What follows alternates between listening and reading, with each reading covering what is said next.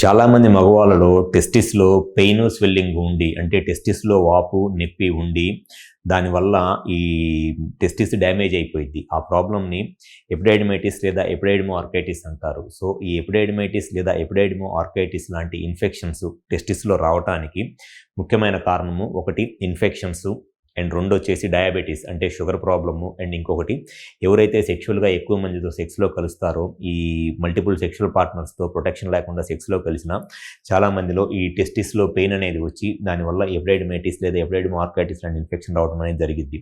So, అసలు ఈ టెస్టిస్‌లో వచ్చిన ఇన్ఫెక్షన్‌ని కరెక్ట్‌గా ట్రీట్మెంట్ చేపించుకోకుండా నెగ్లెక్ట్ చేయటం వల్ల ఎటువంటి సెక్షువల్ సమస్యలు లేదా సంతాన సమస్యలు ఎదుర్కొంటారు అనేది ఈ వీడియోలో డీటెయిల్‌గా చెప్తాను. నా పేరు doctor Kranti Kumar Reddy, consultant andrologist, J andrology and men's health. నేను మగవాళ్ళలో ఎటువంటి సెక్షువల్ సమస్యలున్నా లేకపోతే సంతాన సమస్యలున్నా నేను ఆ ప్రాబ్లమ్స్‌కి నేను ట్రీట్మెంట్ చేస్తాను. చాలామంది మగవాళ్ళలో ఈ టెస్టిస్‌లో ఉన్న ఎపిడైడిమిస్ అనే పార్ట్‌కి ఇన్ఫెక్షన్ వచ్చి దానివల్ల టెస్టిస్‌లో పెయిన్ వస్తది. అండ్ కొంతమందిలో ఓన్లీ ఈ ఎపిడైడిమిస్‌లోనే కాకుండా టెస్టిస్‌కి కూడా ఇన్ఫెక్షన్ వచ్చిద్ది. ఓన్లీ ఎపిడైడిమిస్‌లో ఇన్ఫెక్షన్ ఉంటే దాన్ని ఎపిడైడిమైటిస్ అంటారు.